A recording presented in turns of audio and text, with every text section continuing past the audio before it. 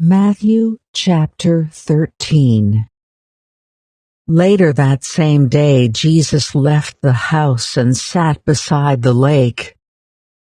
A large crowd soon gathered around him, so he got into a boat.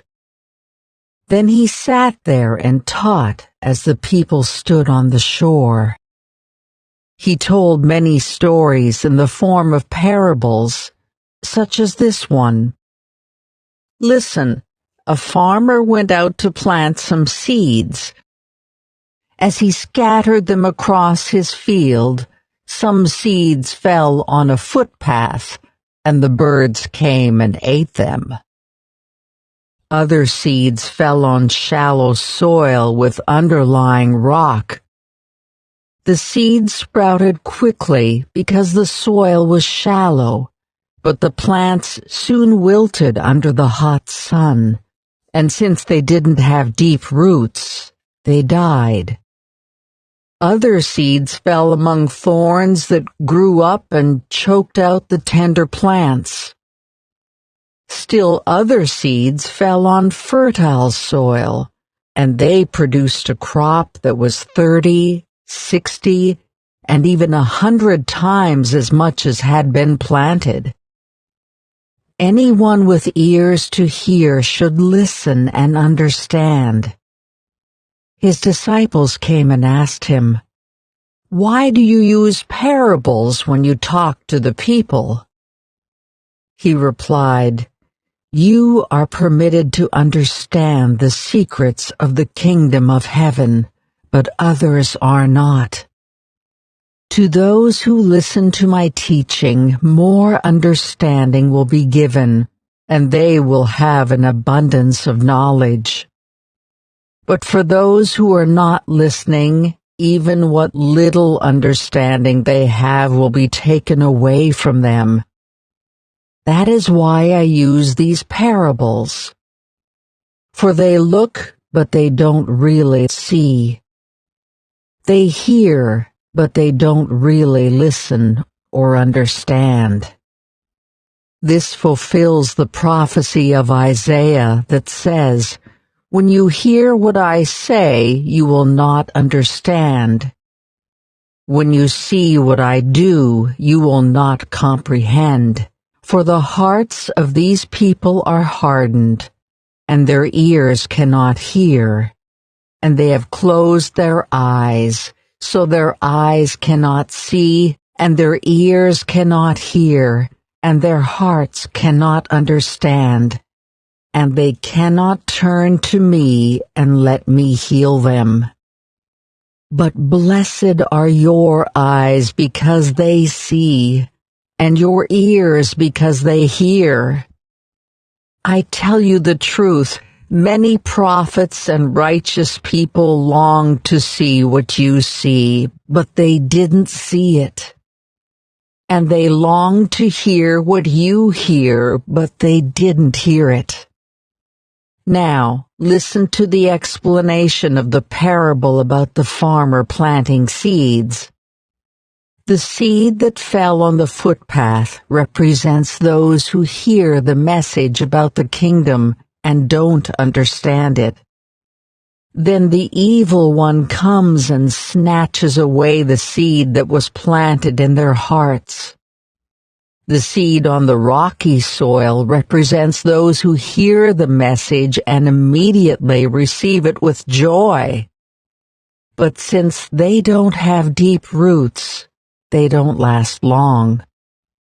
They fall away as soon as they have problems or are persecuted for believing God's word.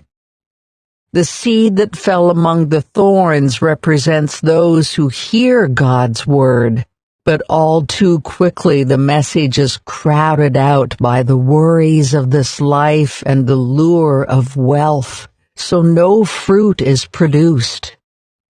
The seed that fell on good soil represents those who truly hear and understand God's word and produce a harvest of 30, 60, or even 100 times as much as had been planted.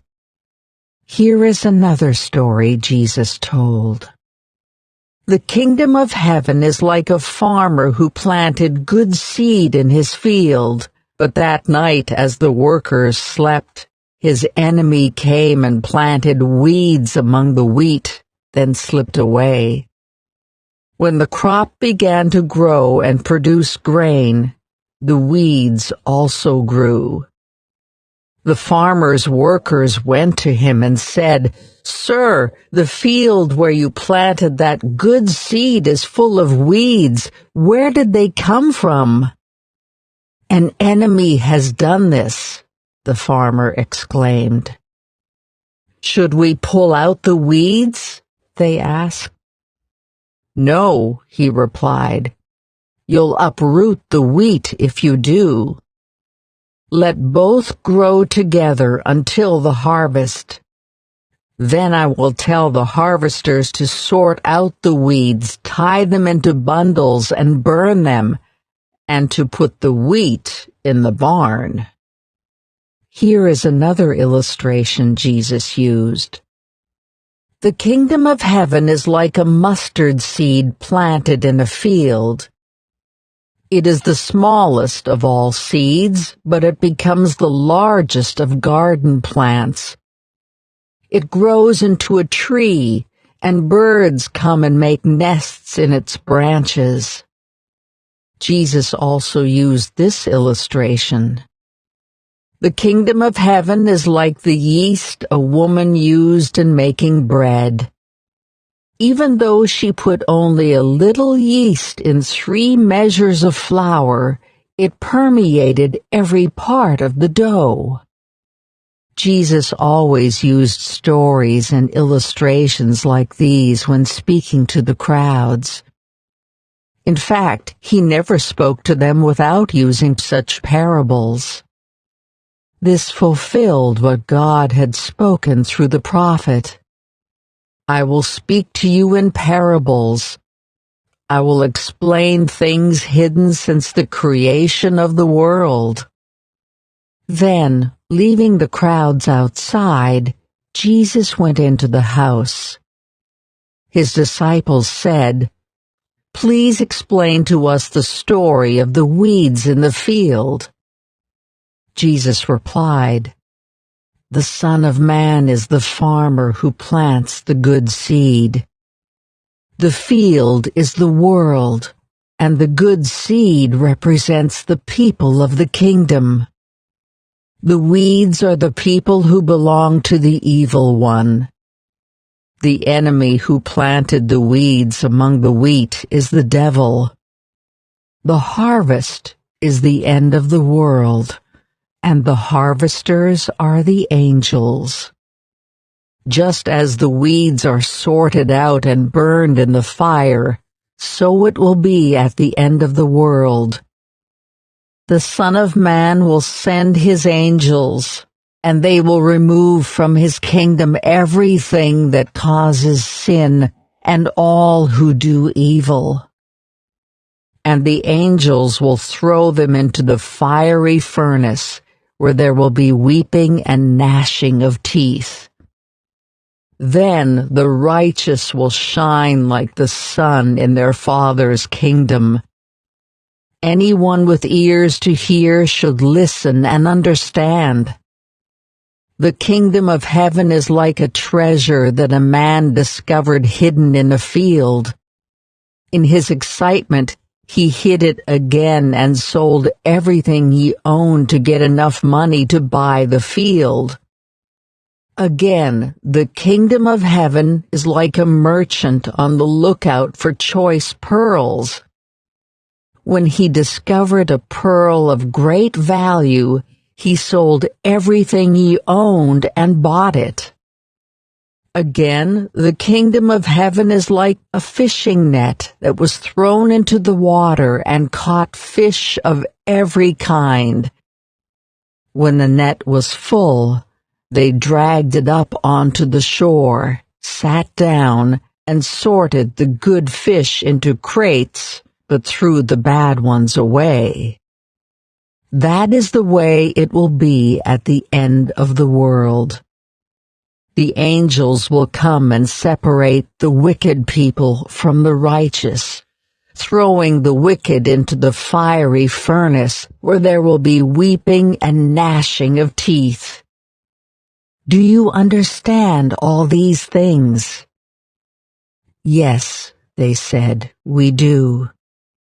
Then he added, every teacher of religious law who becomes a disciple in the kingdom of heaven is like a homeowner who brings from his storeroom new gems of truth as well as old.